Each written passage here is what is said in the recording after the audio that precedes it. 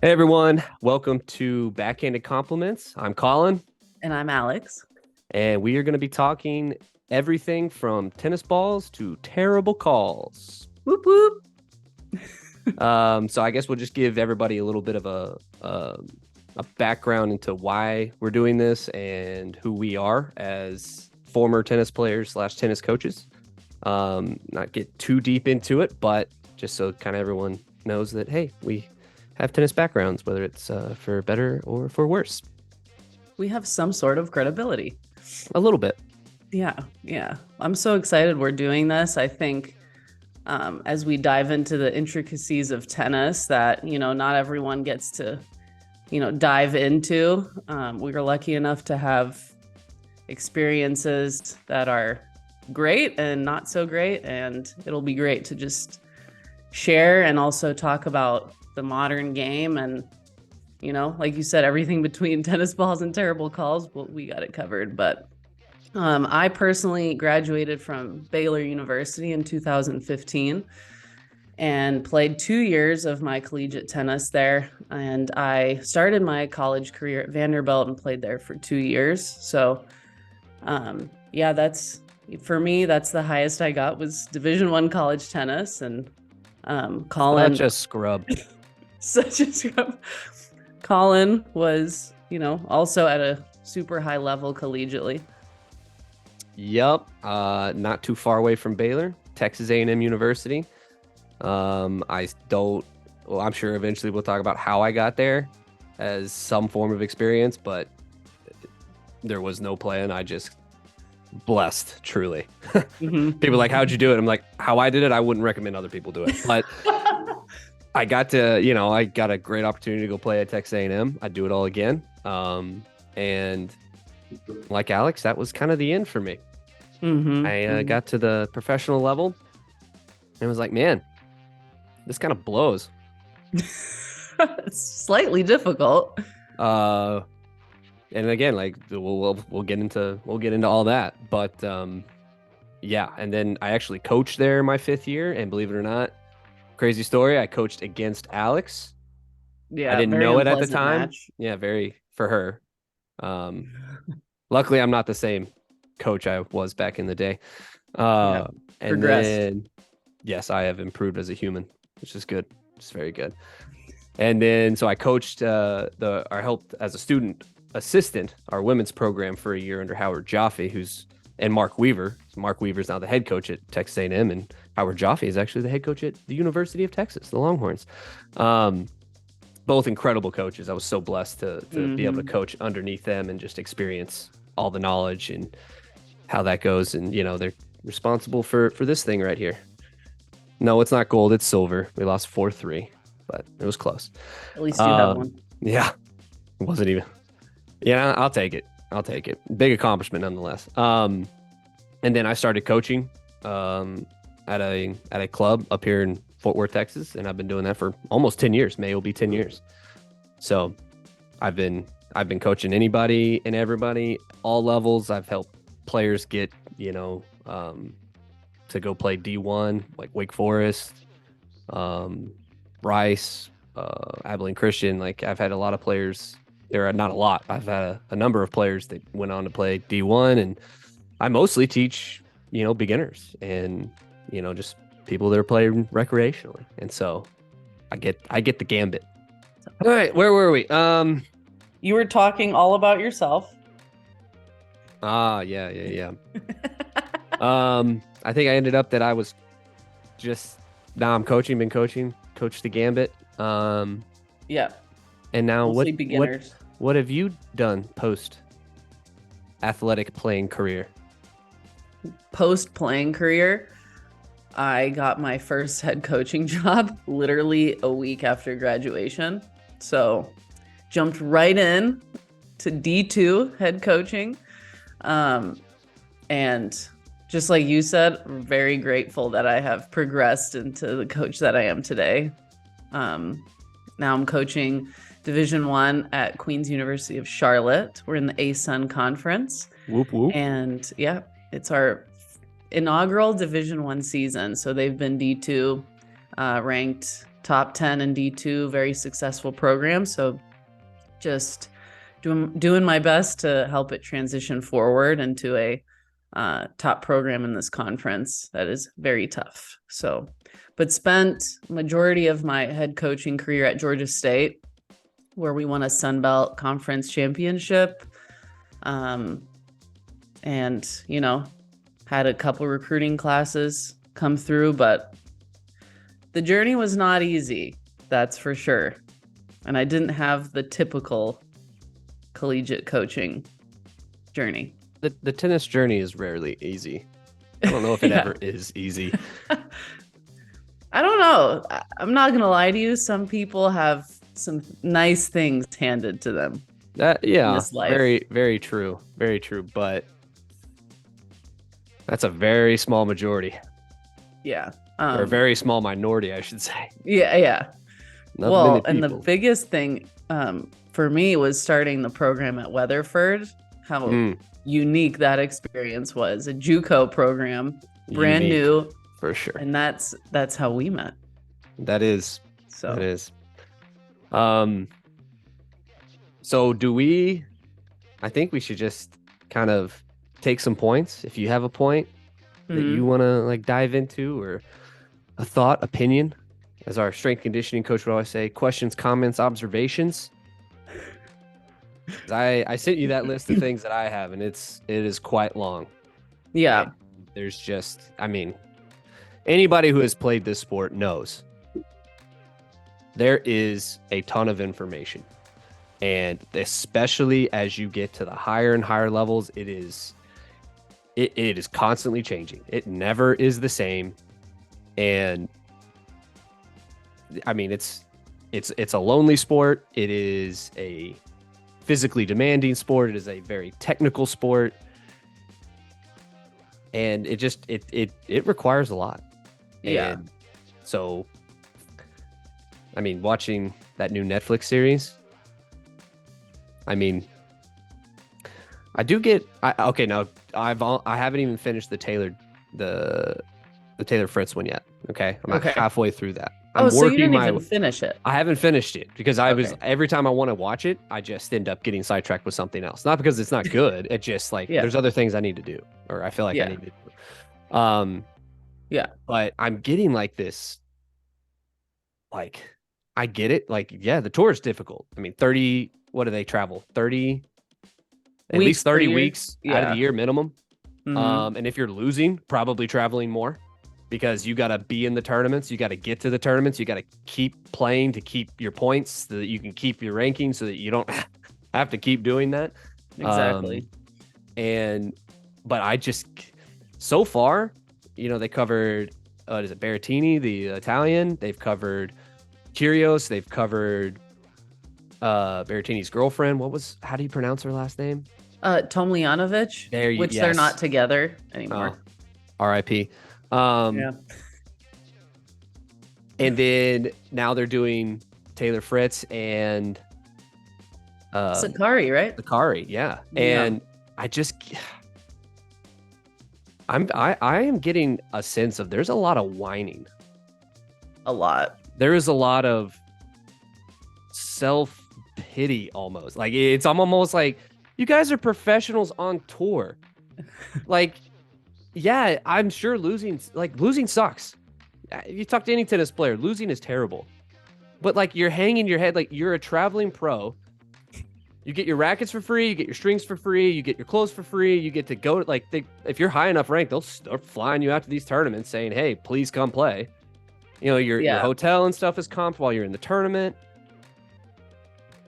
I think the idea behind the series is fantastic, and showing this like up and coming next gen, obviously, that's going to break into the top 10 and hopefully win some Grand Slams and do really well. But that's not the reality of professional tennis. Like, these players are elite, and they're very comfortable. This is not the group of people that I would have liked to see covered.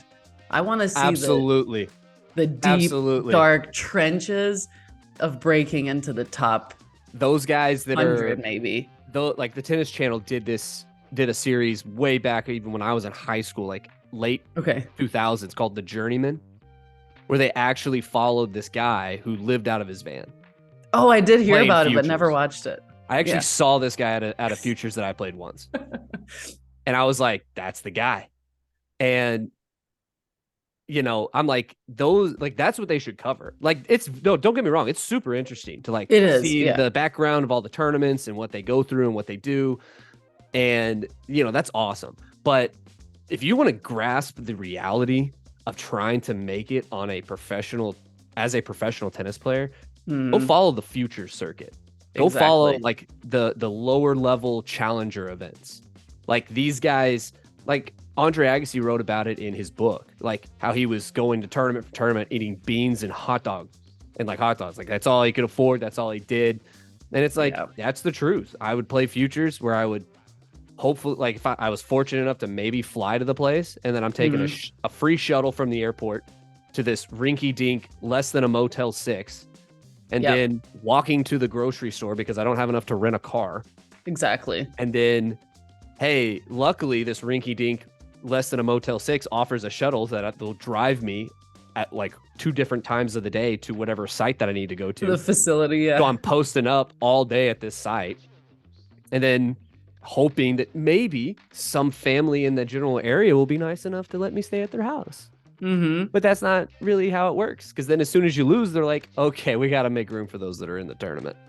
So bye. Skedaddle. See ya.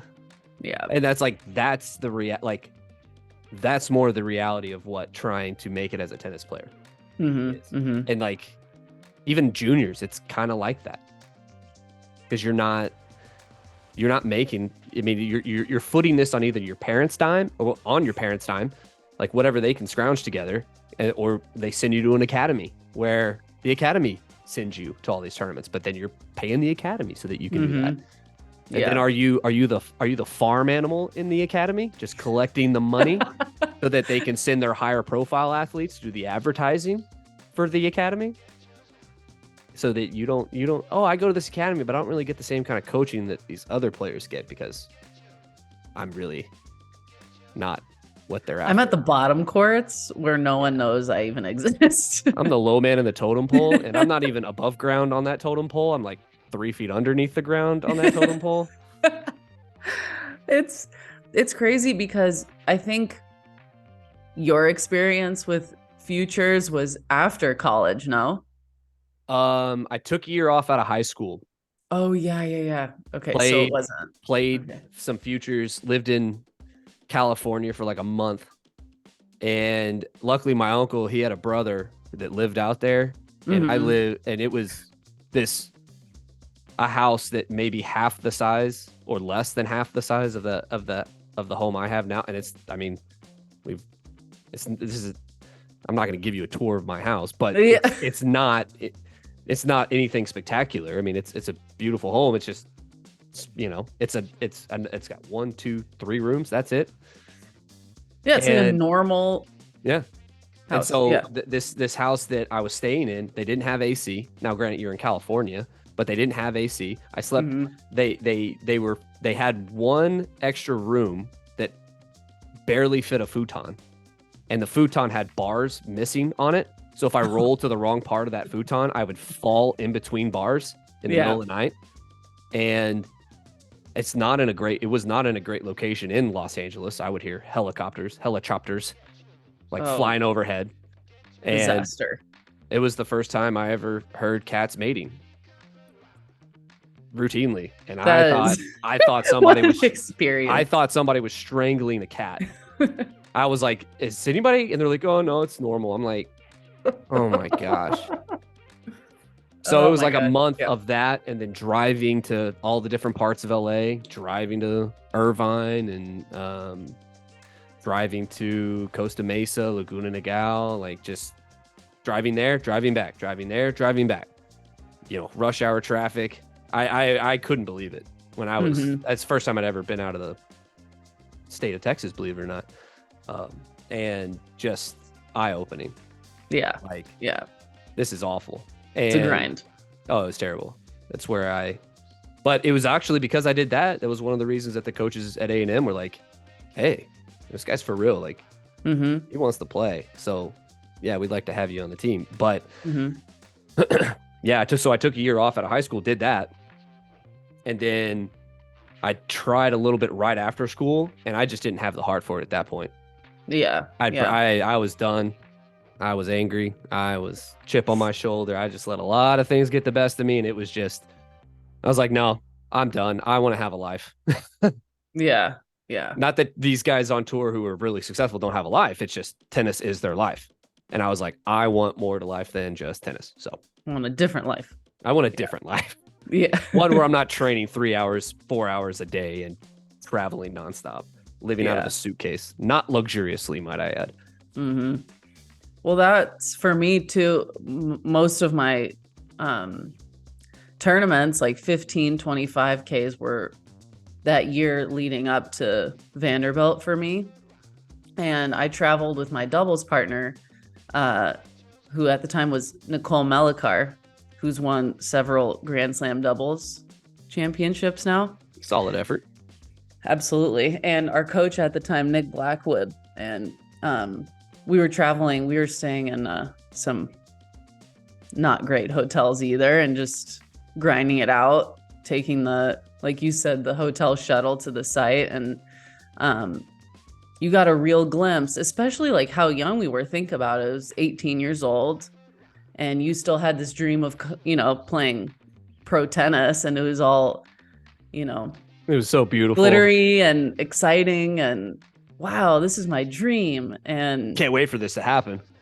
For sure. And I think even going through those quali matches and getting that feel for, dang, I can't make any money. Yeah. And we both had very different backgrounds, like how we grew up playing. And, both my parents were teachers. My dad was my coach, which is the only reason I played. Mm-hmm. Because he knew enough about the game to teach it to me, and he was a pretty daggum good coach. But the whole parent-child dynamic was also, that'll be a great topic, was also incredibly difficult. And so he didn't play professionally. He coached at Hardin Simmons back in the day, and he played at Hardin Simmons when it was D1.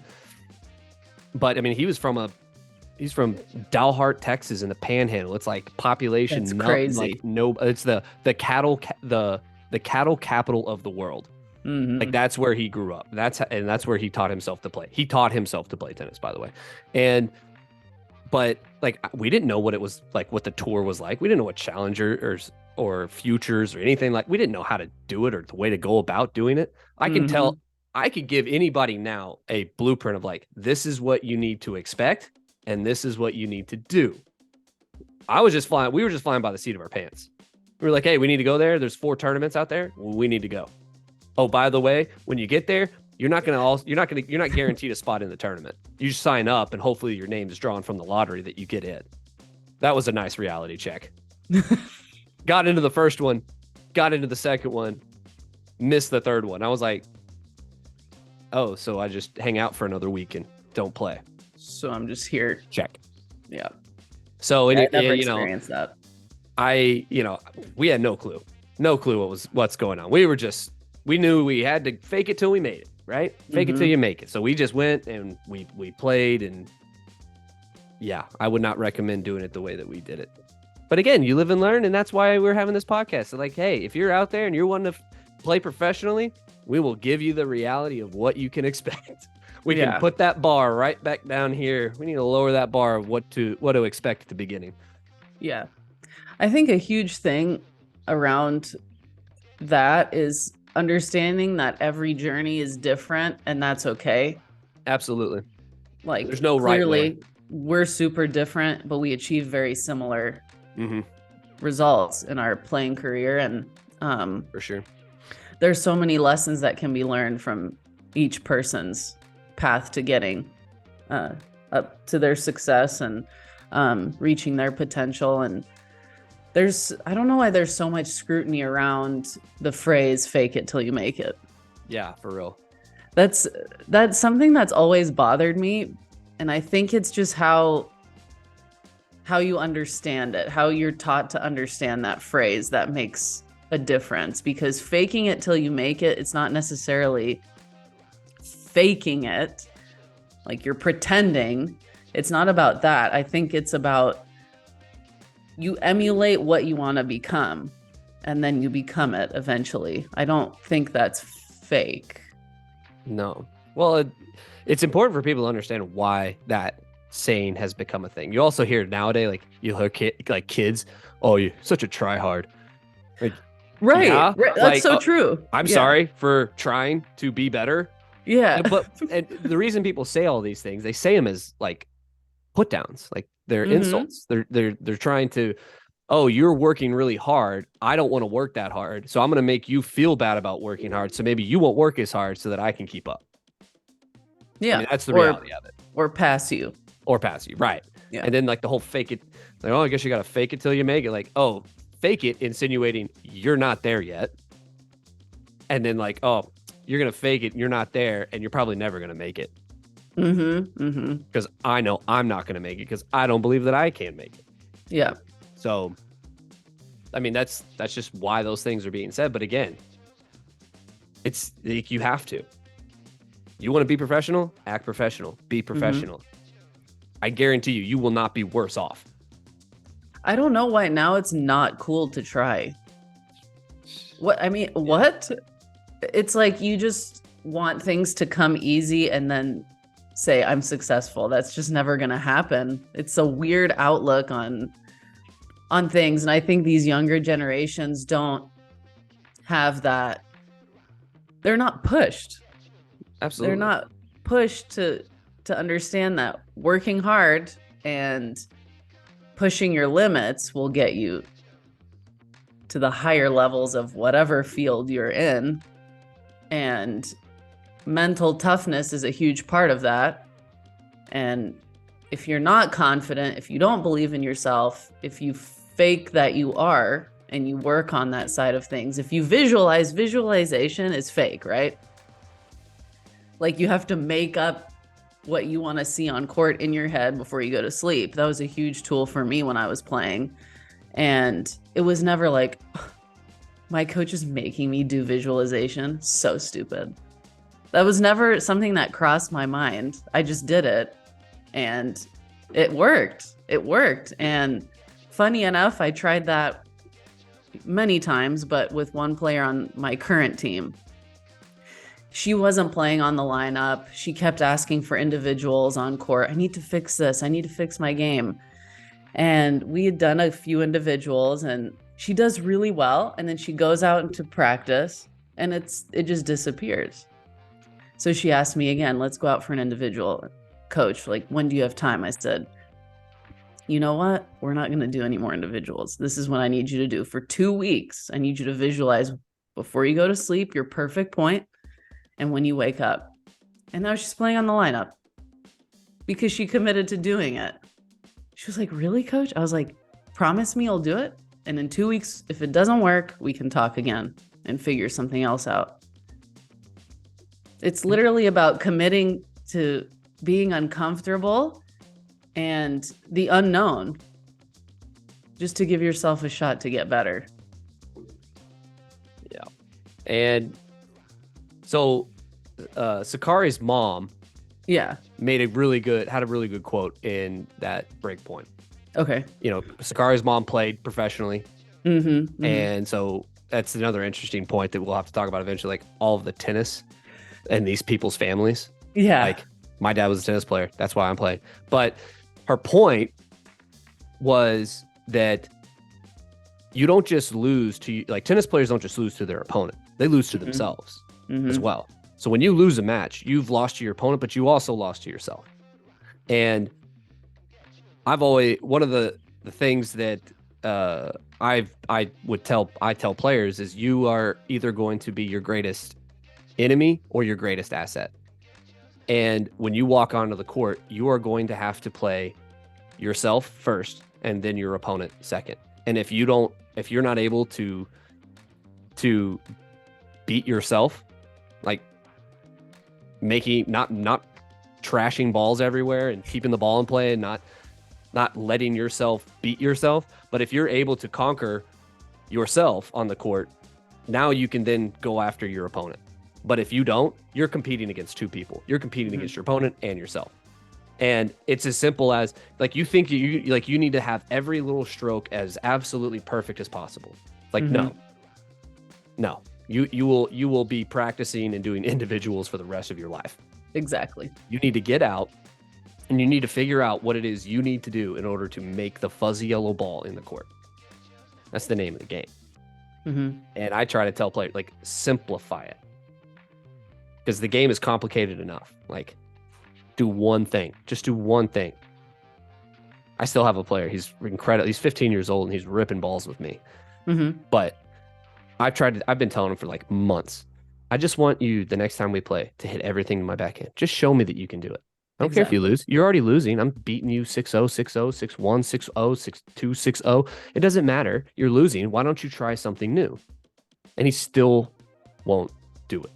And I'm just like, no, my backhand isn't terrible, but you have...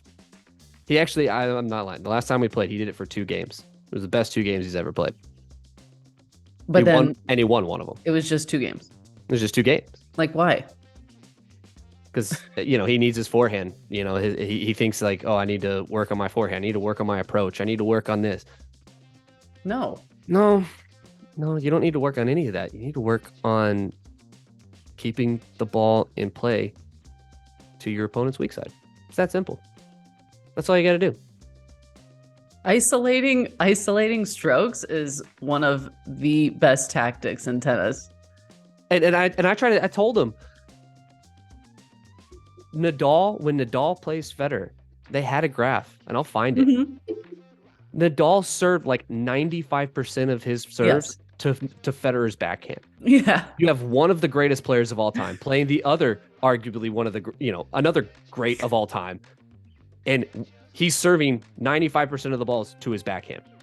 If you think that you, at whatever level you're at, are too good to do that, then you're not going to make it. I'm sorry. Your mindset is already trash. Yeah. If Nadal, one of the greatest players of all time, does that to his opponents, maybe you should take a page out of that book. And obviously it's easier said than done. I mean, I struggled for that for years. I didn't want to listen to my dad. I'm not going to hit to this guy's backhand. I got to do more. And then as soon as I started doing that, at least at the level I was at, it was like, wow, this was a whole lot easier. But one again, of the best... It's mental. Yeah. One of the best things that Coach McDonald at Vandy ever said to me was, play good, not great. And you have to understand exactly what that means. Playing good means playing solid. Great means flashy. Great is inconsistent. Great is not reliable. Good is reliable. My dad would always is solid. My dad would always say Hollywood. You're out there trying to be Hollywood. I'm like, yeah, it's fun. Hollywood doesn't work. And he goes, losing's fun. Yeah. I was like, fair point. Fair. It's Of course, tennis players have an ego that hinders them. This is a good... Finish your thought, because that brings me into one of these points. Okay. But tennis players have this ego, and I don't know why some coaches put it in these kids when they're developing in their heads. You have to play your game. Yeah. So you know what I mean? Like, play your game. Okay. Your game is like every other person's game in tennis, but play your game. But these girls, they're just blasting balls. And I just need to play my game, coach. But you're going to lose. Why are you playing your game to lose? Because you have an ego. And you need to play big to show that you're able to play big, even if you lose. But what does that matter? Because on paper, you're a loser. Why do you want to play your game still? I posed this to a player once. Because I watched them lose to somebody who had no backhand. And that's a little extreme. Their backhand was significantly weaker than their forehand. And I asked, why didn't you isolate their backhand? We practiced that, we do that. Why didn't you? Well, I just didn't feel like I could get it over there. It's like you tried for 2 games. The match is Mhm. at least at a minimum 12 games long. Keep going. You'll figure it out. Like you'll get it. Yeah.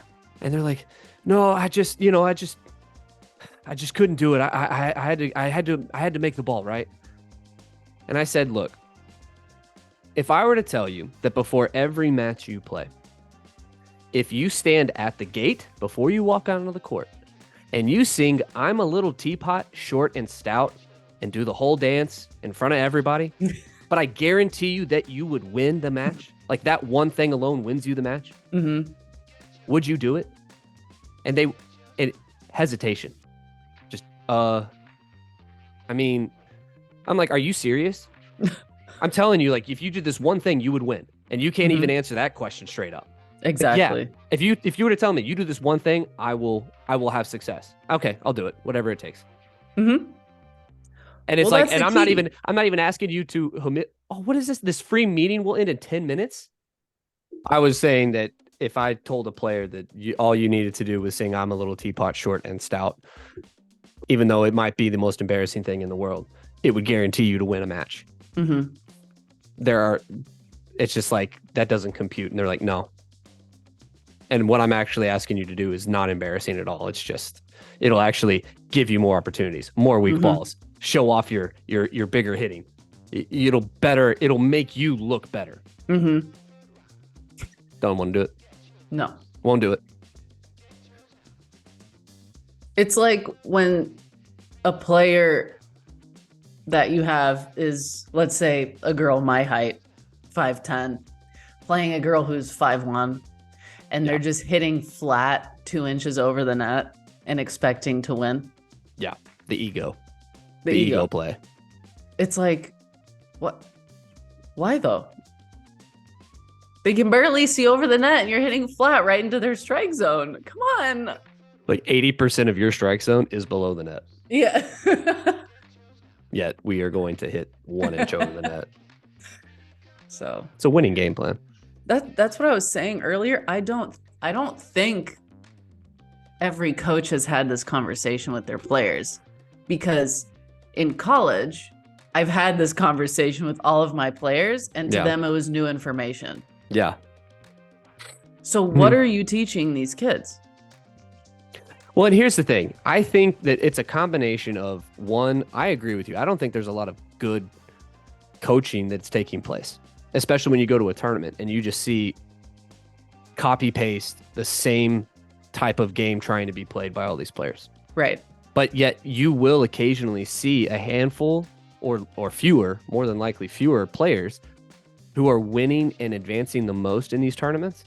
And it's because they aren't playing like everybody else is. And again, so a part of it is the coaching, but there's another part. Like sometimes these players are hearing it and they refuse to do it. I did that for the longest time. I just was like, no, it shouldn't. No, I have to do more. I have to have a bigger serve. I have to hit a bigger forehand. I have to be able to hit winners. And then I remember the first time I ever actually just said, forget it. I'll do exactly what you tell me to do because I'm so sick of losing. Beat a guy I never beat before. 2-2, 6-2, 6-2. And I walked off the court and I said, I literally feel like I did nothing to win that match. And he's like, my dad's like, yep. Trying to tell you that, but I'm glad you finally realized that you don't, and good job. Played a good match. I can still tell you, I hit 2 winners. I won 6-2, 6-2. I hit 2 winners. Yeah. Guy just imploded. Now he kept the ball in play decently, but he imploded. I think actually he had more winners than I did.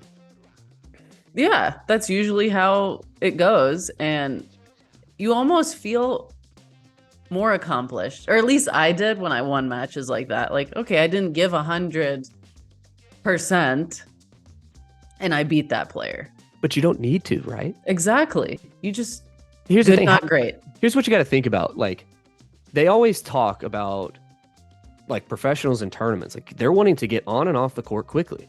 They're thinking about being there. I got to be there 2 weeks. I got to play 7 matches.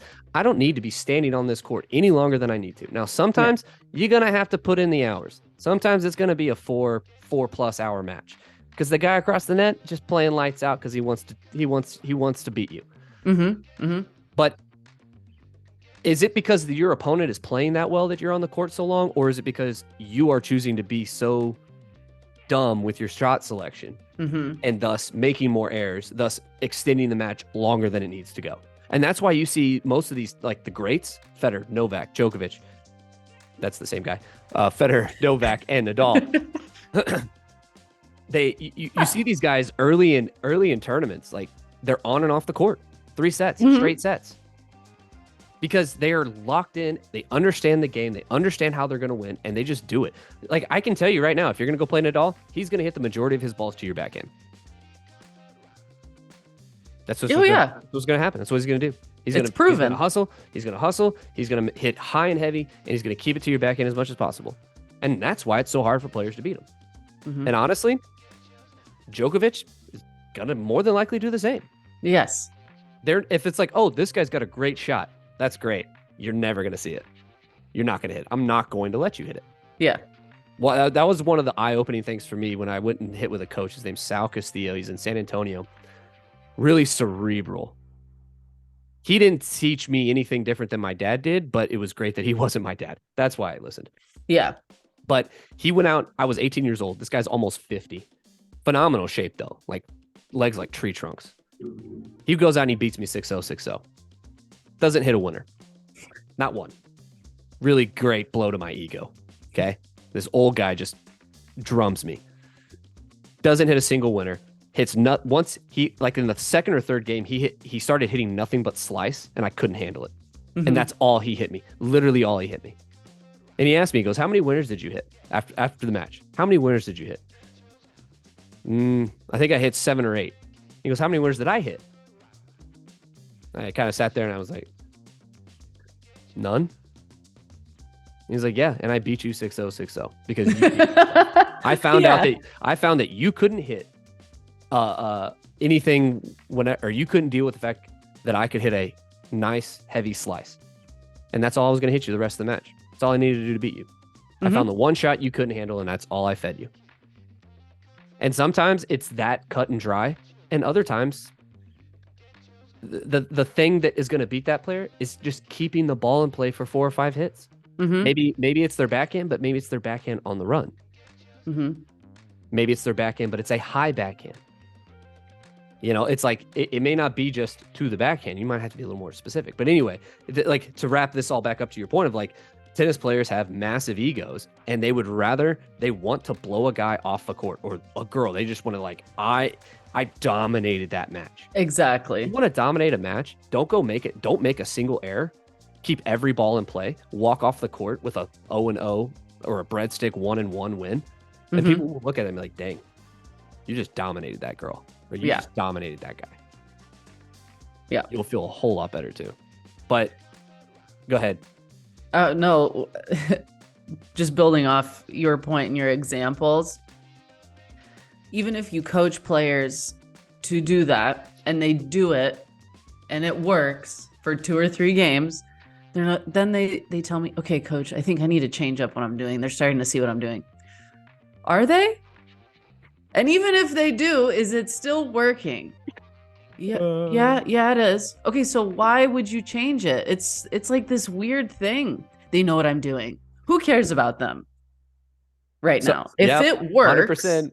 Keep going with what works. If it doesn't work anymore, that's when you change. That's when you adjust. Yeah, two examples. The first one, I played a guy, hit everything to his backhand. And like the third game of the match, he goes, is this guy only going to hit to my backhand? Like, out loud to his coach and his buddies that are over on the sidelines. Yeah. And I'm thinking, yeah, that's all I got to do. And then literally on Saturday, I played one of my guys, and I told him, I was up 1-0 in the second. And I said, I'm going to prove a point.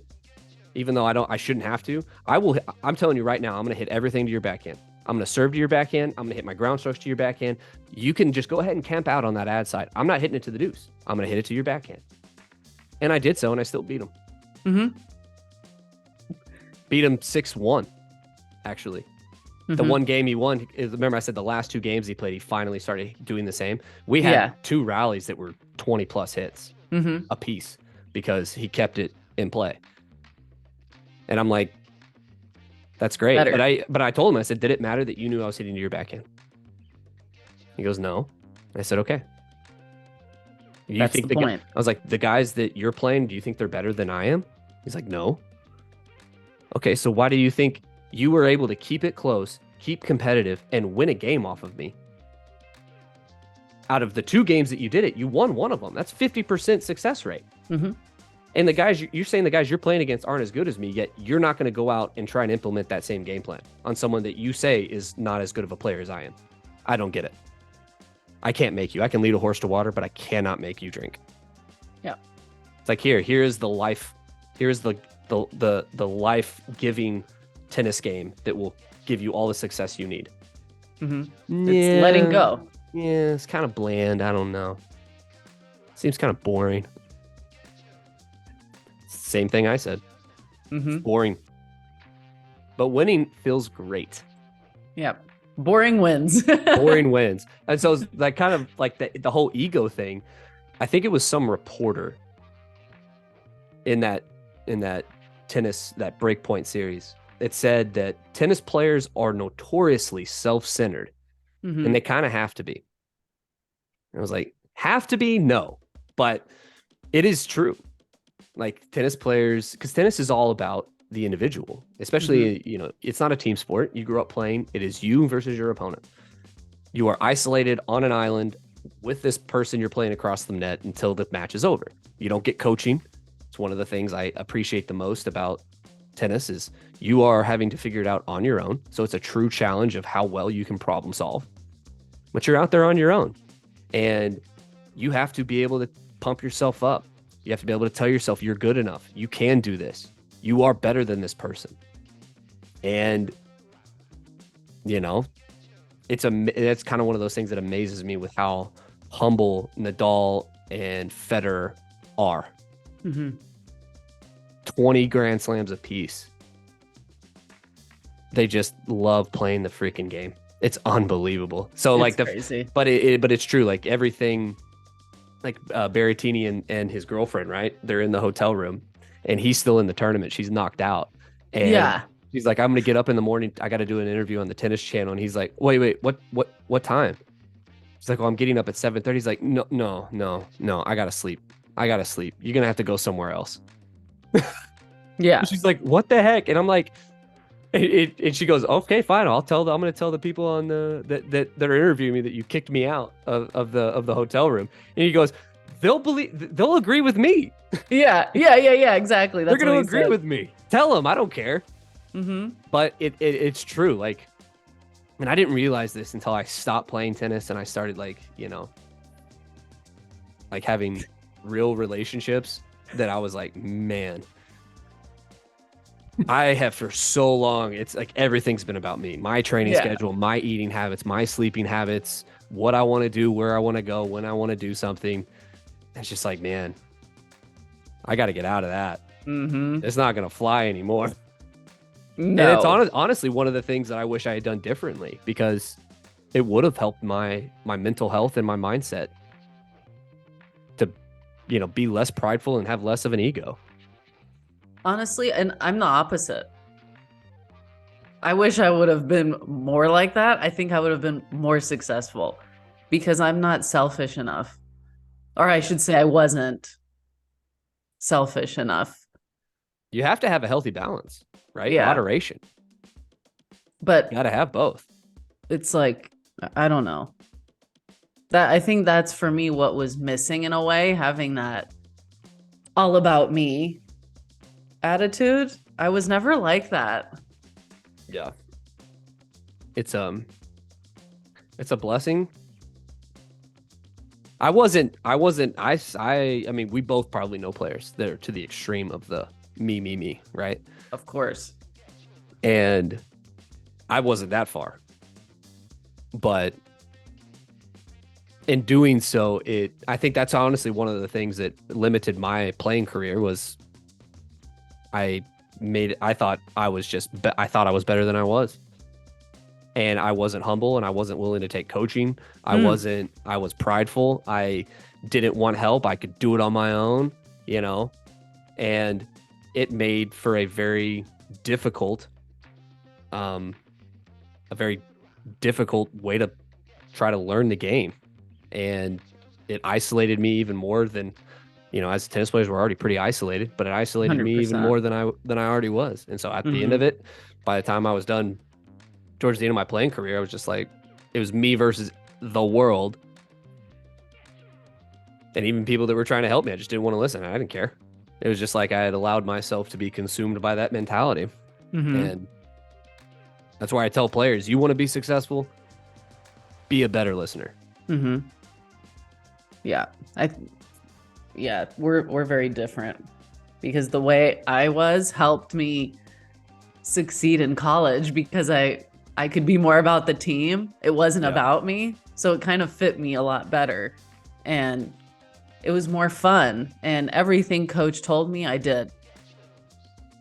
So we're the opposite for sure. And I was almost, this might be a stretch, but too coachable. And Yeah. Yeah. Yep. Because if you listen to some bad advice, yeah, you're going to suck. that's what happened. And I You got, got yeah, where I got. little, But little too trustworthy. yeah. Well, that was just ingrained too. Be coachable, be coachable, be coachable. And we would, have punishment if we weren't. And so, and that's why I feel like in college, I didn't get much, I shouldn't say credit, but because coaches knew I would just do what I was told, they just kind of left me alone. Which, I mean, I wanted to get better though. And that's the problem with some, college coaches, college teams is that the good ones get kind of left behind because they're focused on all the people giving them trouble. Yeah. And so I just cruised through and was coachable, never caused problems. And well, Alex, she's right there, just solid. But yeah, that was my own fault. You got to have a healthy balance, moderation. Yeah. Something in between what you were and what I was. Absolutely. And that's the Yeah. thing. Like, I wasn't even to the extent that some players are. Yeah. But it was also, I think you and I both kind of had probably a very healthy, I don't know, perhaps I'm wrong, you can correct me, but I would say our relationships with our parents were very healthy in Absolutely. in comparison to some tennis players out there who their relationship with their parents in tennis was not like, No. guys losing a match and parents handing them money and saying, I'll see you at home. Like, here's money for your flight. I'm leaving. Get yourself home. That's when your whole life is Yeah. affected. Like your future will be, compromised Sure. with that sort of behavior. And And parents don't see that in the moment, oh, heck no. obviously. They think Nor do- about right now. Nor do they want to. Yeah. Yeah. And that was kind of one of the other notes I took about, because I said like Taylor Fritz, his dad taught him, Berrettini, Mhm. like his whole family plays. Sakari, her mother was on tour. I mean, heck, like my own dad was a tennis player and coach. A lot of times, I would have to talk to somebody who didn't come from a tennis background to see like what that's like, because that's all I've really ever known. But there are definitely parents that do not understand that the game is a marathon, especially development of a player is a marathon. You are not going to get there in 2 years. I don't care how many tournaments your 8-year-old wins. Mm-hmm. They are more than likely at that rate going to be burnt out by the time they are 14 or 15 years old. And if you put so much emphasis on winning and performing at a young age, like, it's just not going to work. I'm sorry. Not everybody is Venus and Serena Williams. Not everybody is Roger Federer and Andre Agassi. Like, it's just, if you, it's like those kind of things happen on their own. And here's the other thing. I argue that I don't know how healthy that is either. Like Andre Agassi's book, you're like, go read Agassi's book, Open, if you haven't. Dude had some issues. Well, Roger actually wasn't great for a long time. Oh, yeah. Racket he breaker. was a late racket bloomer. Thrower. Huh? Oh, and just his attitude as well. Racket breaker, racket thrower. Yeah. Like people were hoping to get him first round. Yeah. Can you imagine that? Oh, yeah. I get to play Federer first round. Yeah. It's going to be a cakewalk. And then 10 years later, oh, I got to play Federer first round. Yeah, all right, I guess I better go ahead. GOAT. I guess I better go ahead and plan my flight for that later that afternoon. Yeah. Play at 8, flights at 5. Mm-hmm. Yeah, it's. But yeah, it's it's. I think Federer even said it in like one of the tennis magazines. Like a parent's role should be purely supportive. Mm-hmm. Because look, my dad knew the sport, and I didn't want to listen to him. I can't imagine your parent not knowing the sport. That's not every case. Maybe there's you and your child are the exception to that rule. But I would highly recommend finding a good coach around you, letting them coach, and you just support them. Make it fun. Because if it's fun and they want to do it on their own time, it'll more than likely happen. Otherwise, sayonara. Mm-hmm. Burn out by 15 years old. I think personally, my mom was a gymnast and my dad was a bobsledder. So neither of them played tennis at a high level. A Jamaican bobsled team. But my dad taught me how to play and he coached me until I was 12. And like he played in Romania and just picked up a racket and started hitting the wall. Like, so that's how he learned how to play tennis. And then he found a little group of kids, but it's not like he was a phenomenal player, but he's the one that taught me. And, you know, we didn't have a great relationship once I started getting better and older, and he stepped away. He was conscious enough of, you know, where I was going to step away and understand my role here is to be her dad. Yeah, 100%. And I think that's that self-awareness is really important as a parent. And when your child is developing, pause. Not to mention how unbelievably humble that is. I don't know everything. I can't help them anymore. I have to let go. I wish I have seen a dozen parents in the 10 years that I've been coaching being like, if you would just let go, everything would be fine. So like, huge praise to your father. Huge props. Yeah. Go dad. Yeah. Like, and parents, if you're out there listening and you feel like maybe I'm holding on a little too tight, yeah, let go. Exhibit A. They'll get a whole lot farther. Later on, he apologized to me. I think I was done playing. I graduated and he had tears in his eyes. He's like, I never said I'm sorry for how I treated you sometimes and for our relationship being as difficult as it was when you were younger. So, I mean, it took years, but yeah, I never expected an apology, but that's it's again, like you said, being humble and humble.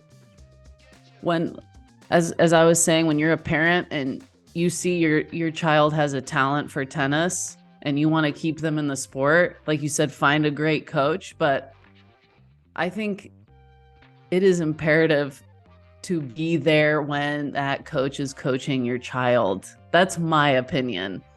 When they're younger, and to see what are they doing to prepare your child to be successful? How are they talking to them? Mm-hmm. Doesn't mean you get involved in the lesson. Sit down, just observe. Yeah. But if this coach doesn't have a mentality of it's a process and it's going to be for the long haul, that we're in this together to help you reach a higher level, but not right now, but we're just taking steps in that direction, that's a good coach. And if you don't get the results right away, you don't just go switch coaches right away and find someone until they say what you want to hear. That's not, I think that's a huge problem right now. It's an epidemic in junior tennis. And not to mention the new NIL stuff that's going on in college athletics, where kids can transfer as many times as they want from school to school. Oh, I'm not getting my way. Oh, I'm not playing yet. Even though I haven't proven anything or earned the position that I feel like I am owed, I'm still going to transfer because, well, it's all about me. And where does that start? I'm not getting what I want. So mom's taking me to a different coach. I'm not getting what I want at this academy. I want to be treated like I'm special. So we're going to go around till we find a coach that's going to treat me like I'm special. And that doesn't ever really work out, does it? It doesn't. Ever. Yep. I think, what was it, Federer's parents at one point were like, well, you've got two options. We are either going to bring you back home and there will be no tennis and we are going a whole other direction, or you can fix your attitude and, you know, suck it up pretty much. Like, stop acting like a little brat. Yeah. And he chose the latter. And look at that. And would you look at that? Here was one of my other questions, because again, like, Federer's advice, my advice, your advice, all comes from backgrounds with our parents being involved, but also our parents also never forced us to play. Like, I was never forced to play. Everyone thinks, oh, your dad was your coach, like you had to play tennis. Right. No, like the day I stopped, played my last match, broke my rackets out in the parking lot because I was done. I didn't care. I was mad. And my cousin walks up to me, who's basically my manager. He goes, all right, so where you want to go eat? And then I got home, and after we went and got food, we got home, and I was packing my bags. So I was going to go down to A&M, spend the summer there, and start working at the summer camp, because my dad always told me, you're either going to play tennis or you're going to get a job. So after that match, we were at lunch. I texted Kevin O'Shea at A&M and said, hey, man, what do I got to do to be a counselor at camp? Because I'm going to come work for the rest of the summer, because I'm like, I got to get a job. And so I went and got a job for that summer, and I'll, get into what happened after that. But I was never forced. And so actually, but after I got home from eating, before I went to A&M, my dad comes into the room and goes, well, you had a great run. You achieved a whole lot, and I'm really proud of what you've been able to accomplish. So now it's time to move on to the next phase of life. And I just said, thank you. I'm sorry that you had to deal with so much for so many years, but yeah. But when I was done, he didn't care. It wasn't the most important thing in life. And I feel like a lot of parents and a lot of coaches even think like, this is it. You one shot. Mom spaghetti, Yeah. Yeah. It's very interesting. Just the different mentalities of coaches, of parents, of players, where these things stem from. And that's why I think college tennis is it can be such a great tool for life, for, long term, if you're in the right program. I think, and I agree 100%. I also think tennis in general. Tennis in general. Just tennis in general. That is just, I don't know how many real life world experiences you can relate to trying to develop yourself as a tennis player. And how many times I've been able to use tennis as an example to kids in how to relate what they might be going through in their personal life or in school or with friends, or like how it relates so much to tennis. 100% agree. I mean, just tennis is, I might be biased, but I feel like tennis is hands down like probably one of the most, if not the most difficult sport to play and to try to go professional in. Just to play and develop. I mean, the technicality, the athleticism that is required, especially to play and compete at a high level, and the dedication, Mental toughness. the mental discipline that you need, Yeah. long term. I mean, I love college football. Probably one of the biggest college football fans you'll ever meet. But for a player to be able to be a freshman and kind of physically mature faster than other kids, and then also play a position like, let's say, quarterback. But in 4 years, you could be in a position where then 2 years later, after entering college, so you develop in high school, 2 years in college, now you can play professionally. That's 6 years of development. Couldn't do that in tennis. Rarely do you see anybody play the game for less than 10 years. Less than, like, at least 10 years before they are actually professional and earning a living. Like, it takes at least that. That's why they tell kids, like, you need, like, they tell, like, people you need to start at a young age. 7, 8 years old. I was a late bloomer. I didn't start playing until I was 10, almost 11. Now, I grew up hitting a ball against a wall because my dad was a coach. Yeah. But I didn't know what I was. I was just hitting a ball against the wall, and then I'd hit it over the wall. I had to go get the ball, and then I bring it back. It's just like I wasn't actually training. I was just hitting a ball. I was playing baseball and basketball because that's all my friends did. Yeah, you weren't working with a coach intentionally. Correct. And then I took a year and a half off in middle school because I wanted to play basketball because I wanted to get away from my dad.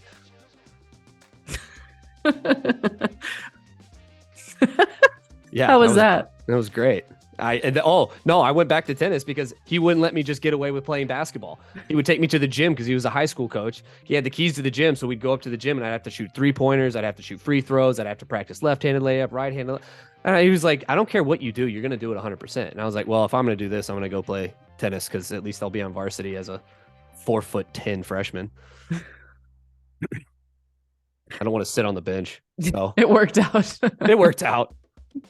But it's just one of those things. Like, also, like, as kids, parents, get your kids, bring them to the speaker, let them listen to this. As a kid, listen. Just be quiet and listen. And here's the thing: if you do exactly what they're telling you and you're not getting better, then you can decide to not listen. Then you can turn the volume down. Okay. But had I listened to what my dad was trying to get me to do at an earlier age, no doubt I would have probably made it on tour. I don't have any doubt. But again, hindsight's 2020, and that's not the journey I went on. But that's where it's like, now I'm passing the torch. I'm just trying to tell those out there, just listen. Just do exactly what they want you to do. Trust them. Worst case scenario, you don't make it as a professional tennis player, and you go do life like everybody else. At least you'll have great tools to go through life with. Yeah. A sport you can play forever. And experiences that I guarantee you'll use in other aspects of your life. Yeah. Giving something time when you're still learning a sport and developing, even if it feels like crap at the beginning, that's key. Because if you don't actually give something a long, effort for a long time to see if it'll actually help or if you will actually get better, that's not really you giving 100%. So why not just give it the time, give it, whatever you're working on, a few weeks, a month, 2 months, and see what comes out of it. And like you said, then you can adjust and make changes. But you have to have the guidance from parents and coaches to not allow you to have an ego about things when you're learning. Contrary to popular belief, teenagers do not know it all.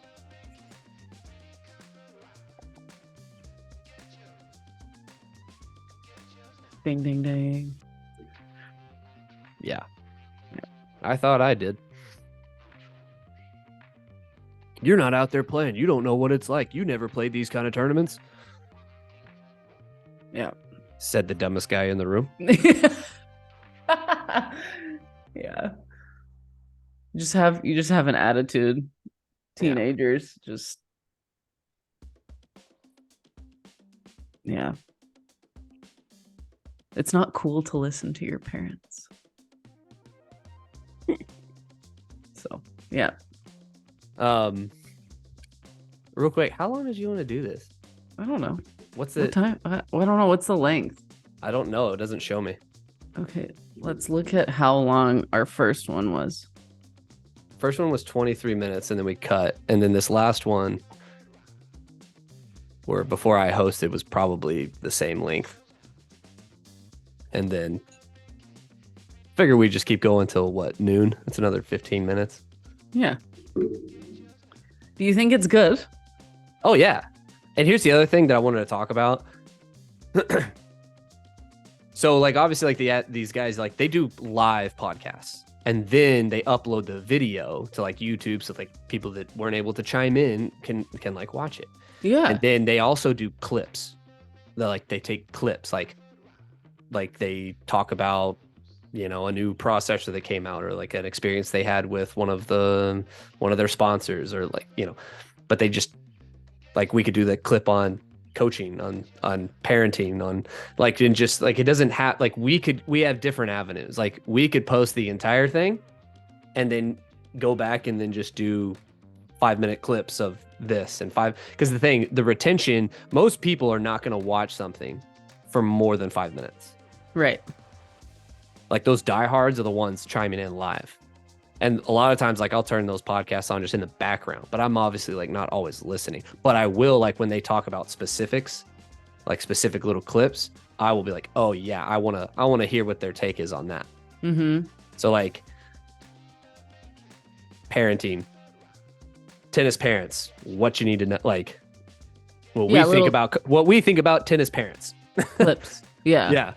And so I think, like, that would also be really good for us to do, because, like, the content we're creating, it's not like we're having to just sit in front of a camera and try and, like, spout to nobody. It's a great conversation. And so just harness, just like, okay, we're going to that was a nice little segment. We're just going to cut that, put a little music to it maybe, and just fling it up there. Mm-hmm. Guarantee you, like, that'll get some bites. For sure. And when we have those clips and post them on our page, when we start that, we can have a link. Here's the link to the full episode. Yeah, for sure. And, like, we can do the whole thing if, like, people wanted to, but yeah. So anyway, just I at one point I was like, yeah, like, that would be a great clip. That would be a great clip. I'm like thinking. Oh, really? Yeah.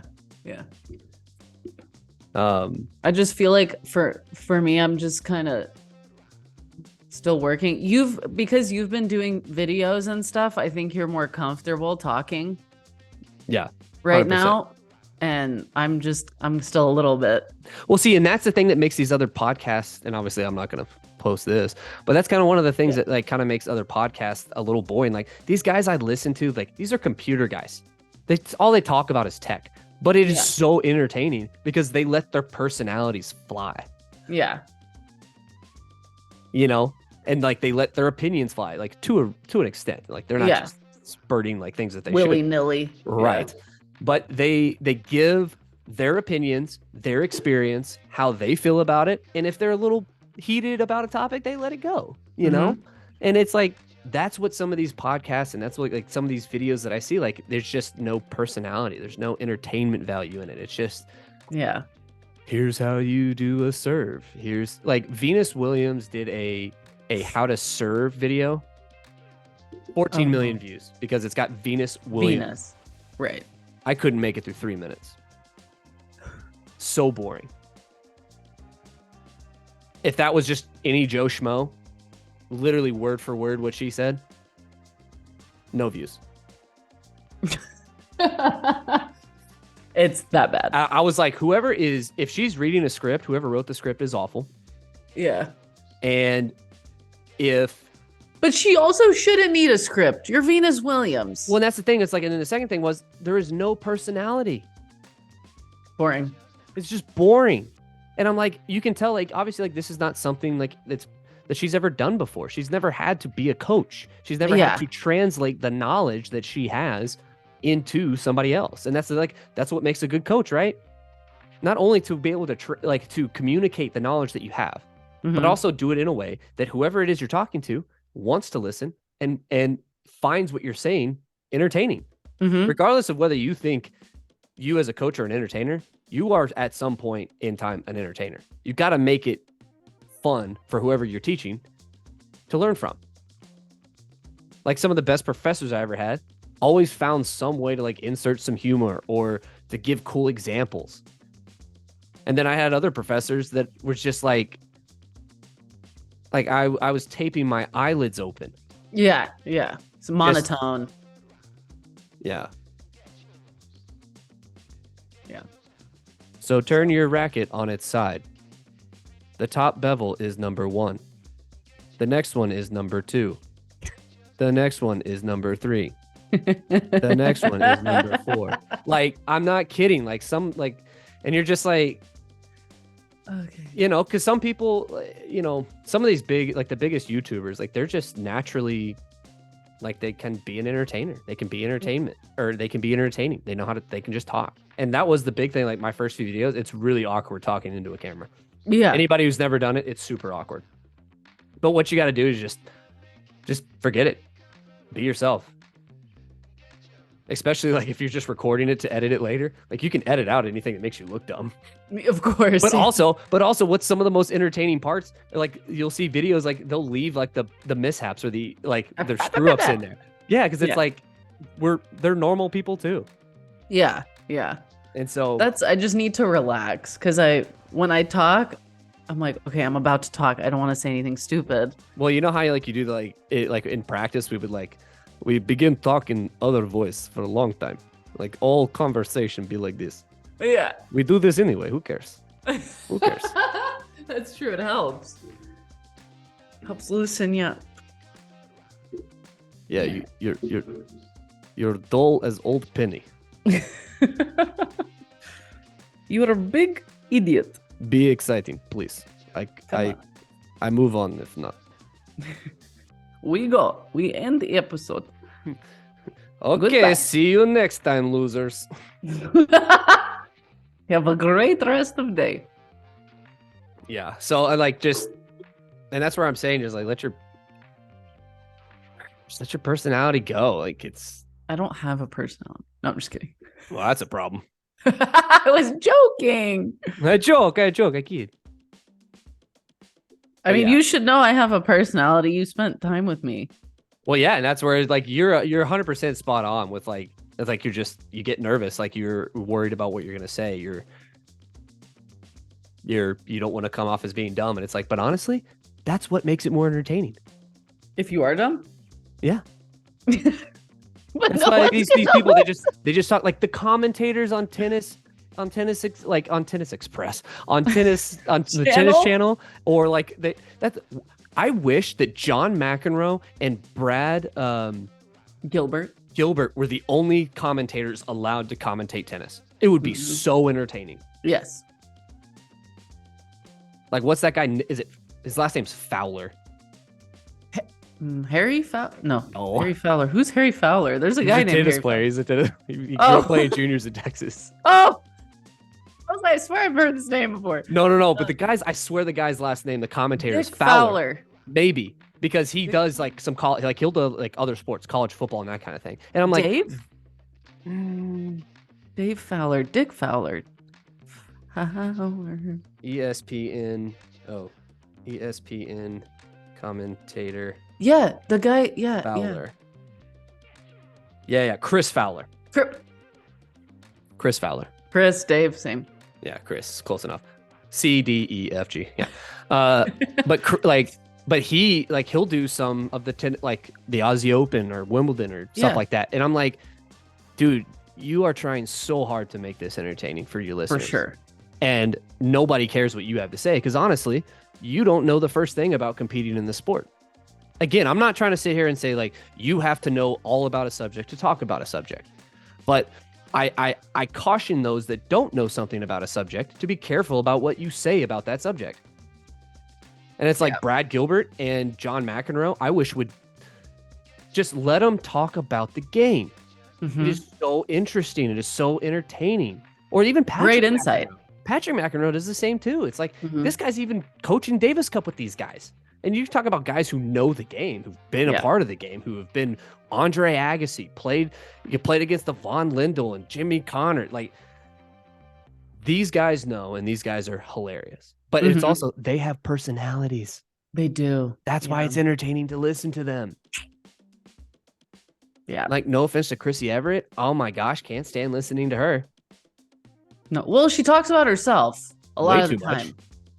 Like, I understand using some examples occasionally, but not always talk about yourself and comparing yourself. There were some things that I'll have to look up and I'll keep notes, like, because she's in the tennis, like the hard point.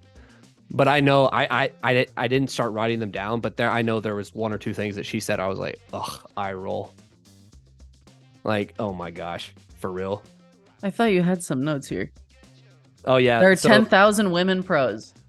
Yeah, I don't know who said that. I know, I think it was her. It says Chris Everett. Yeah. There are 10,000 women pros out there. No. 1,000. Like, go look at the rankings. There's not 10,000 pros. And even if there are 10,000, only the top 100 are relevant. And it's like, at that point, saying 10,000 pros, you're stretching the term pro. That is exactly. That's the problem. In that case, I was a professional, hardcore, 100%. Me too. Like, oh, yeah, we were both professionals. Oh, yeah. Sure. I never had an ATP point. But I beat guys that had them. Exactly. Yeah. So that in turn makes me a pro. And it's like one of the 100,000. She said it, and right, she said it that way to make it like to kind of emphasize how difficult the tennis world is. But here's the thing: you don't need to make things up to make tennis difficult. It already is. Yeah. You don't have to stretch the numbers. No. And then Paul Anacone. Oh. Oh no. He made his comment was that Nadal, in his opinion, Nadal is the greatest competitor of any sport of all time. And I'm like, how much disrespect is in one statement? Or how much disrespect can you put in one statement? Nadal? Okay, what about Djokovic? What about Federer? You know, Djokovic has more titles than Nadal. You going to say that he's less of a competitor? Mm-hmm. What? Here's the thing. It's like, yeah, you were trying to emphasize that Nadal is a great competitor. But why are we saying that he's the greatest and then trying to cross sports? Exactly. Yeah. Come on. That's the problem. Like, it's not like if you wanted to say Nadal's one of the greatest competitors of all time. Sure. Yeah. One of. It's a different statement. One of. Because here's the thing. You don't think Sampras was it, or Agassi, or Connors, or Mac? Like, the list goes on and on. Yeah. Now, if you wanted to say that Kyrgios was one of the greatest competitors, we might have a whole conversation about how that statement's wrong. Yeah. But it's just like, why do you got to say things like that? Again, it's just you're trying to make it out. You're trying to just make it more elaborate and trying to decorate it more than it needs. It doesn't need it. Yeah. And again, it's like I've been like, I don't know how many times I've been listening to like the Tennis Channel or a broadcast of like one of the slams, and you hear a commentator say something, and you're just like, "Are you kidding me?" Yeah. And again, I'm gonna start taking notes. Mm-hmm. And like writing down like the things that they say. Should. You're just like, not that I'm like looking to like make like kind of say how bad these people do at their job. I mean, everything that they're saying is being recorded, so it's like, yeah, you're not gonna be perfect. But at the same time, you're just as a tennis player who has played at a very high level, I scratch my head with some of those things that are said. Like, oh, 10,000 women pros out there. Well, they want their name to be associated with a hot take. Because they think that's going to grow the sport of tennis. Sure. Maybe in their mind. I don't know. Perhaps. My hot take. Rafael Nadal is the best competitor of all time. Or okay. If we ever make it big, we can have Paul on and debate. And I will shred his debate. Or I should say, I shred his argument. Shred. Yeah. But again, I part of me is like, do I think he really? I don't know. Does he really mean that? Does he truly believe that? Because I have a problem if he does. I doubt it. That's what I'm saying. I think it was just a hot take. Yeah. Sure. Sound great on a show. Yeah. Sounds great on a show. You know what Paul Anacone said? Yeah, Raphael Nadal. You know what I mean? Yeah, I just feel like that's what it was. I think there's a bigger issue if he really thinks that and sticks behind that. Oh, and the other thing that have you noticed they've started doing it more and more where like when players get beat out of a tournament, they try to have them on Tennis Channel, like on the talking stuff, like they do between matches, and it's horrific. Yeah. Yeah. And that's the thing, like there are no genuinely true tennis personalities. Roddick is actually pretty good. Who is? Roddick, Andy. Roddick? I don't think I've ever heard him. I feel like he does a great job when he talks tennis. He's very entertaining, especially like his interviews back in the day. I could see that. Like his player interviews. Yeah, exactly. And that's what I'm saying. Like there's personality. Yeah. John McEnroe, Brad Gilbert, and Andy Roddick. Heck, James Blake is boring. Oh my gosh. It's like monotone. Yeah. Not that it's like, look, it's not that you don't have knowledge of the game, but you're on TV. Your point of being on TV is to entertain. Mm-hmm. It's like turning on a sport, or like I turn on a football game.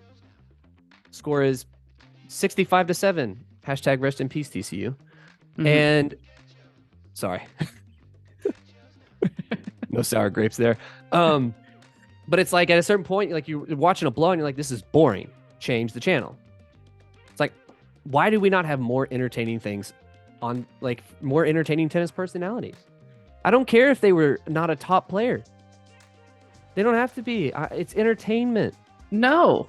I think if they're credible, I would even argue that having a successful college player as a commentator would be more interesting. Oh, 100%. Different insight, different perspective. Absolutely. Can see the game differently. Add a different element to the just conversation. Like, so I remember one time, do you remember a guy named, I think his name was Devin Britton? Of course. He played at Ole Miss. Yes, of course. And then he won the national title and went and played Federer first round.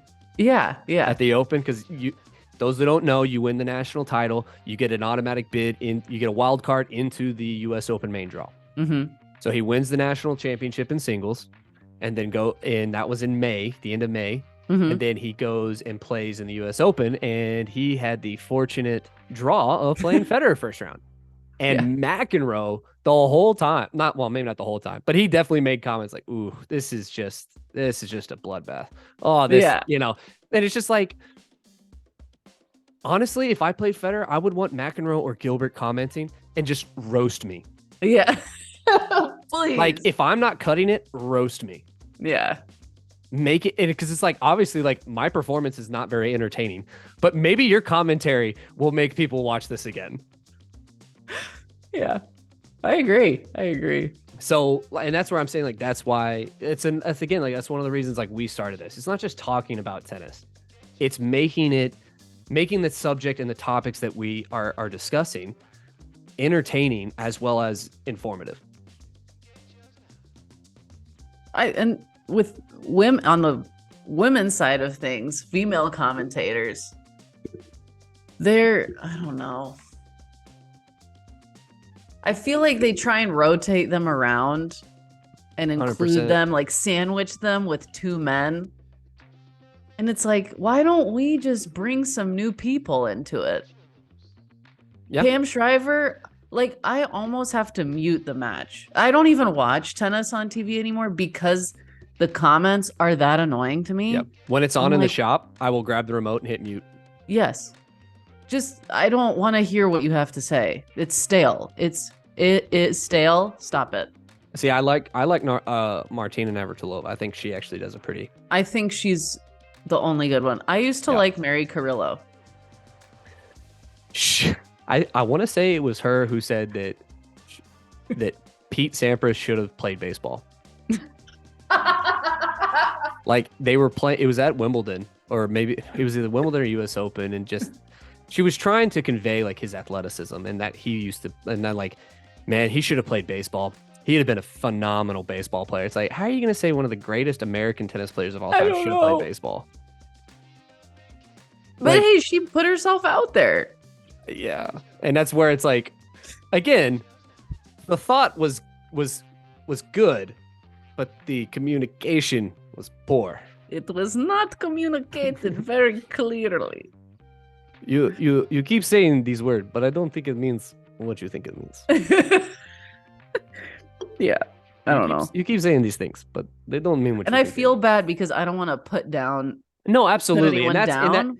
it's just if you're good or not. So here's one of the things that, and this is why I don't think I think it's more of our responsibility to make comments like this, because the videos that I've watched in the tech world, these guys have like 14 million views, 50 or followers, 14 million followers, 3 million followers, 5 million followers, and their influence pushes the technology and these tech companies to do the right things. And there have been times where these tech companies tried to pull some really shady stuff, and then these content creators get a hold of it, blast it out there, and these tech companies do a huge 180. And had they not done what they did, the tech companies would have got away with whatever it is that they did. Kind of like, media, like that's what's supposed to be their job, right? So it's just like, look, these commentators aren't perfect. We are not perfect. We're probably going to say some stupid stuff on here. It's inevitable. Guaranteed. Inevitable. That's fine. What's the word? Inconceivable. Inconceivable. You keep saying this word. I don't think it means what you think it means.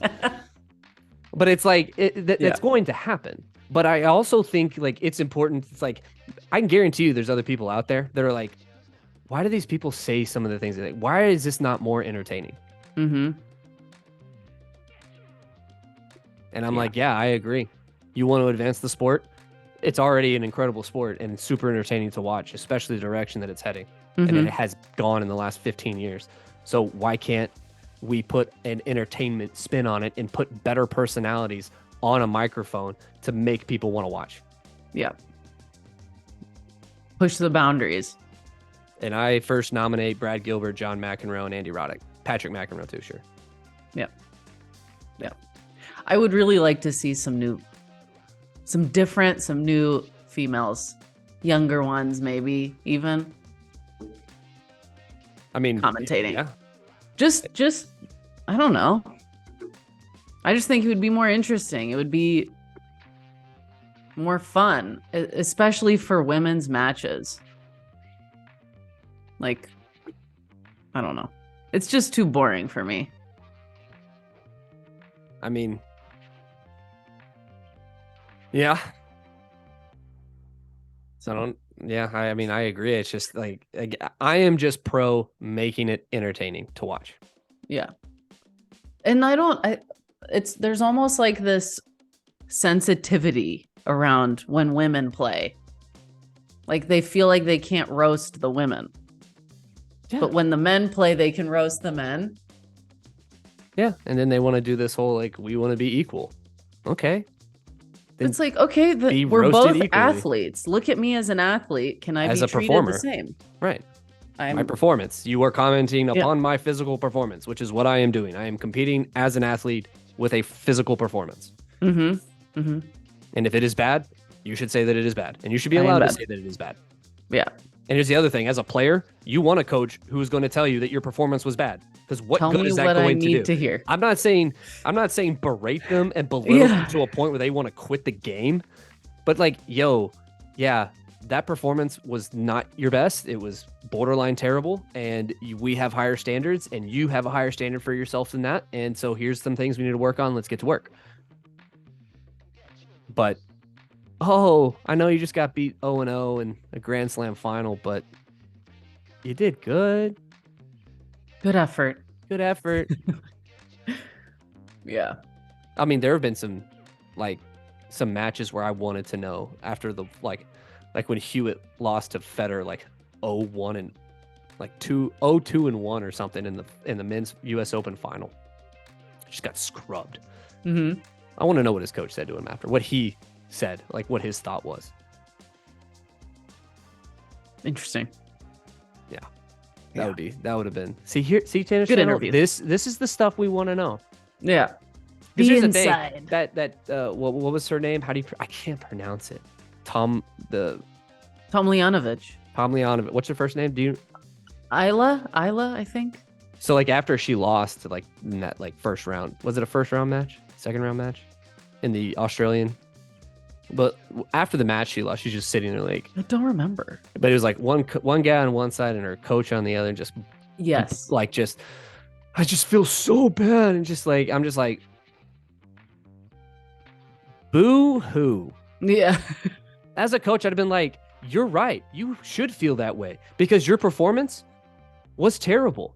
Now, Yep. let's stop complaining and let's stop crying about it and let's go fix it.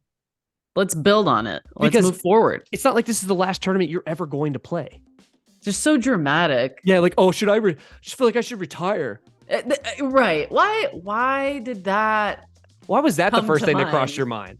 Yeah. You got literally the entire year. It's the first tournament of the year. Yeah. The entire year in front of you. I'm thinking I should just retire. What? Okay. That's where, as a coach, like, maybe I should be looking for another player to coach. Yeah. Maybe I don't need. I feel like coaches on tour get verbally abused by some players. 100%. They probably You have see to. him yelling at them in the stands, like, "What do you want me to do? You're the one sucking. I did my part. Why aren't you performing?" You know that game plan that we talked about doing that you're not doing? Yeah, let's do that. Yeah. Sakari was one of them when she was yelling up at her. Didn't get there yet. Oh, That's the episode no. I'm on. okay. Yeah. I'll make notes. Yeah. You should. Yeah. I'll make notes. But I don't know. But at the same time, I kind of understand when you're alone out there and you're alone in training and they talk about like they don't really have friends. So this is like your family, your team or whatever. You just let go and put everything on them because those are the closest people to you. And you're like, I don't know. I'm trying to understand because I've been there too. Not at It's that one stage, of those but things. And this is like, this can be our last take, but yeah. this is one of those things where I'm like, it's kind of like starting to kind of put a foot into like the whole, the Curios talk with great, what is it? With great pressure comes No. Wait. Yeah. What is that saying? To whom much is given, much is expected. Yeah. Okay. So with being a professional tennis player who is traveling on tour, who's playing in every Grand Slam, who is sponsored by racket companies and clothing companies and shoe companies and string companies and Rolex watch companies and car companies. It's like with all of this comes some responsibility. Yeah. And to talk about the pressure, and it's just too much pressure. Then my thing, then honestly, just give it up. Let somebody else will be happy to take your place. Well, that's a Naomi Osaka discussion also. Right. And it's just like, I'm not going to dive into, I have no idea what they have faced in their lives, the trauma they may have endured, the terrible things that they may have come across in their life. Yeah. And if that is something that they are dealing with, then I really wish that they go and seek help and get that part of their life repaired, because it is vital that anybody who is going through that kind of stuff do that. But at the same time, you are doing something that people, kids, other adult, like dream about doing. Now, honestly, like it's always, the grass is always greener on the other side, and it's not always cracked up to what it looks to be. Okay? But it's almost like, how do you not understand? Like you're sitting here, you just played on the greatest stage that any player could play on. You lost a match, and you're sitting there in the hallway complaining and about you and saying like, I want to retire. Like, should I retire? You know, that's a bit much. Like, also great. You know, like I'm starting to see why you haven't really had a real breakthrough. Yeah, there's some cracks there. Yeah, perhaps we look at that. Mm-hmm. But it's just like I don't know what that that pressure is like. Never been there, never experienced it. But honestly, if someone was like, "Hey, you have a contract with Nike for the next 2 years, you make $3 million, and you have to go play X amount of tournaments." Sweet, I'm in. I'm in. And I'm not gonna behave like a moron. It's a sense of professionalism. Yeah. And that's the other. It's like Novak might be questionable at sometimes, but like even though like still like Novak, Nadal, Federer, the professionalism that they have brought to the table. Mm-hmm. You want to talk about just being professional from start to finish of their career. Class act. What you would want any player to model. And what honestly, it's like there's the bar. And so yeah, it makes it even more dramatic and even more of a difference whenever you see players that don't behave that way, when they don't act professional. You have professional tennis players not being professional. And it's like, I get it. Like, losing is tough. You've had some matches where you've just been destroyed after. Just heartbroken. But here's the thing. I didn't have that kind of attitude when I was playing futures. Yeah. Let alone if I was in a grand slam. I'd have been like, you know what? Okay, I have some things to work on. I get to go play in the next grand slam because I'm ranked high enough. So I'm going to do what I need to do to not play like this in the next one. Yeah, I'm not sleeping on a futon that's broken and I might just fall through at night. I'm in the freaking Hyatt or Four Seasons, whatever. Think I'll make it. Think I'll be okay. That $20,000 paycheck for losing that match sure does hurt. Yeah. Isn't that like what do they get now? Just losing first round? Yeah, it's around 35,000. No. Yeah, I want to say it's upwards of 20. Well, yeah, I might be wrong, and if I am, comment below. Yeah. But like, I'm like, you just lost, and it's like, okay, you act like you're gonna freaking go hungry. I don't know. Yeah. Another topic for another time. Can't wait. Faux show. Yeah, but at least we tied it in. I think we finished on why it's important. If you want to make it to that level, you fake it till you make it.